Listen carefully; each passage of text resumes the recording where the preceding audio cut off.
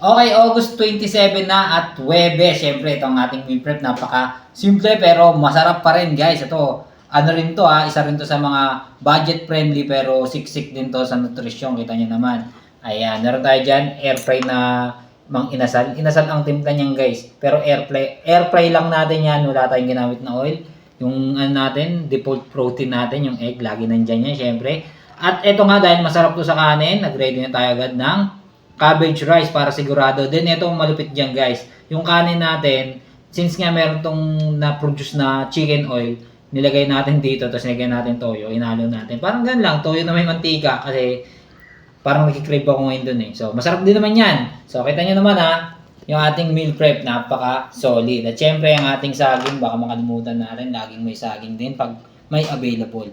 So, ito nga, gusto ko lang magpasalamat sa 4,000 followers natin kasi 4,000 na yung followers natin. Yan, thank you very much pati sa mga nag-positive comment doon at nag-message sa akin. Na-appreciate ko po lahat ng message nyo at binabasa ko yun. Minsan lang talaga hindi makapag-reply, pasensya na. Pero, thankful ako at na-appreciate ko talaga yung mga message nyo at yung support nyo. So, ito nga, simple ko na lang para mabilis. Sa mga gustong magpapayat, yung papasok pa lang, guys, huwag nyo habulin yung papayat lang, simpleng magpapayat lang, ganun. Kasi yung iba ganun yung goal eh. 3 to 5 months gusto ko payat na ako. Then after nun, what's next, 'di ba? Kaya yung iba bumabalik sa pagkamataba. So ito lang siya. Habang nasa journey ka, isipin mo din yung goal, yung mindset mo, maging siya, yung fitness maging part na lang siya ng normal life mo. Ayun yung gawin mong goal. Kasi pag na-master mo siya at saka na-adapt ng katawan mo, nakapag-adjust ka na. Yung fitness pagiging na yan eh. Kumbaga, normal na lang sa pang-araw-araw. Yun yung magiging long-term result.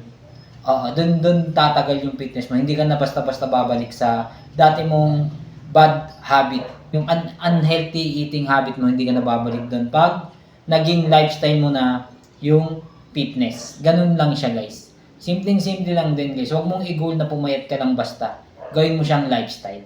'Di ba? So, yun nga. Sabi ko nga, ganito lang kasimple yan. Kung sa pagkain ka tumaba, syempre, sa pagkain ka pa rin tagapapayat. Samahan mo lang yun ng regular exercise. Ciao!